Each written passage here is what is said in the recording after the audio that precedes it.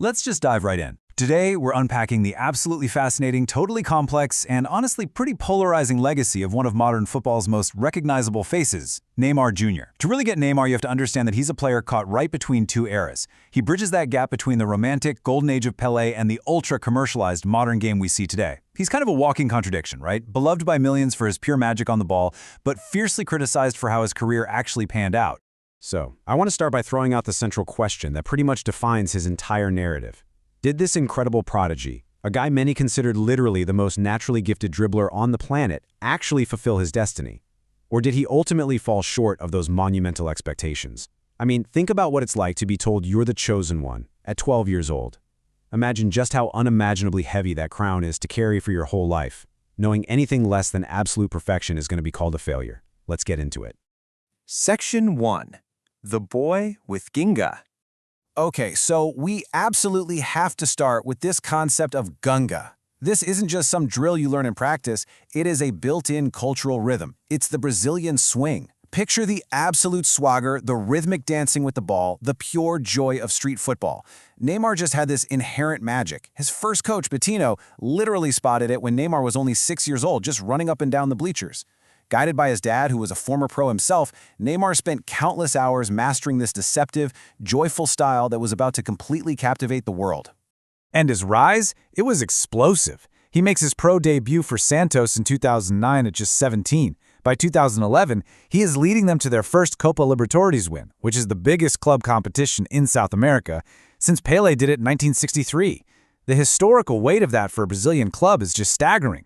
That very same year, he wins the Puskas Award, which goes to the most beautiful goals scored anywhere in the world for this jaw-dropping solo run. He was a global viral sensation before he even left South America. Moving to Europe was, well, it was inevitable. Section 2. Conquering Europe at Barcelona.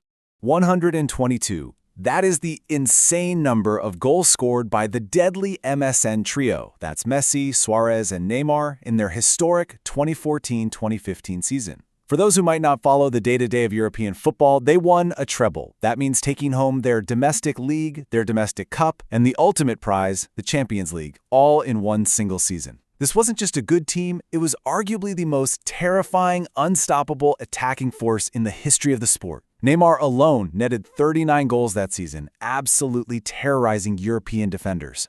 But there was a catch. Because despite winning literally everything you can win at the club level, Neymar was kind of trapped. He repeatedly finished third in the Ballon d'Or voting, which is the undisputed award for the single best player in the world. He was always looking up at his teammate and idol Lionel Messi or Cristiano Ronaldo. Just try to imagine the psychological toll of doing everything perfectly, winning every team trophy, being in your absolute physical prime, and still being viewed by the entire world as the sidekick. It brings up this really relatable human dilemma. I mean, imagine being at the absolute top of your profession, but you share an office with the greatest to ever do it. Do you stay comfortable? Do you remain a prince at this legendary club, winning guaranteed trophies in a very safe shadow? Or do you risk the whole shebang, step into the unknown, and leave to become the undisputed main man somewhere else so you can finally claim that ultimate individual crown? Section 3. Escaping to Paris. 222 million euros. That is nearly $250 million. It completely, utterly shattered the world record transfer fee.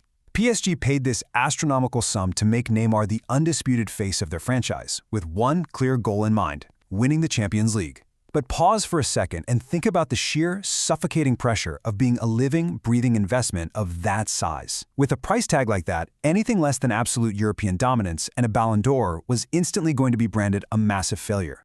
And here's where Neymar's grand plan backfired in almost Shakespearean fashion. He moved to Paris specifically to escape a massive shadow, right? But narratively, he ran right back into one. Almost immediately, a young French prodigy named Kylian Mbappé starts his meteoric rise at PSG. Then, in just a totally absurd twist of fate, PSG later signs Lionel Messi. So Neymar goes from trying to escape Messi at Barcelona to being pushed right back into a supporting role as the third star in PSG's brand new NMM trio. You really can't make this stuff up. Section 4. Heartbreaks and injuries. If we really want to understand his career, we have to look at the physical toll. And it wasn't just that he got hurt, it was exactly when his body gave out. A fractured vertebra at a home World Cup in 2014 meant he had to watch his country suffer its most humiliating 7-1 defeat in history from a hospital bed. He suffered back-to-back foot fractures exactly when PSG needed him in the Champions League knockouts. He had ankle damage in the 2022 World Cup, and then a devastating ACL tear just after moving to Saudi Arabia in 2023. The timing was just relentlessly cruel. Now, Neymar's legacy isn't just about what happened on the pitch. His career has been equally defined by turbulence away from the ball. He took immense heat for recurring theatrics, like spending a calculated 14 minutes on the ground during the 2018 World Cup, which sparked those massive global viral memes.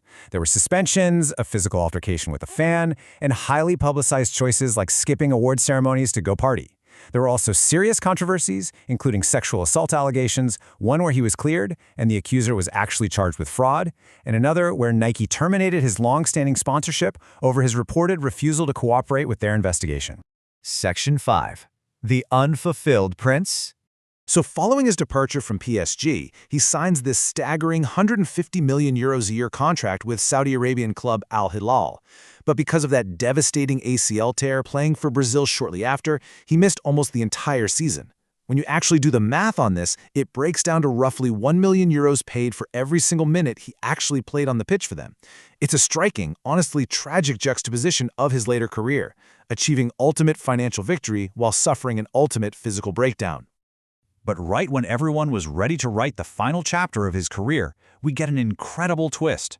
The 34-year-old orchestrated a return to his boyhood club Santos. Showing brilliant flashes of his old form, he surprisingly earned a call-up from head coach Carlo Ancelotti for the Brazil squad heading into the 2026 World Cup. It represents one final dramatic shot at the ultimate redemption arc. When we weigh his legacy side by side, the contrast is completely jarring.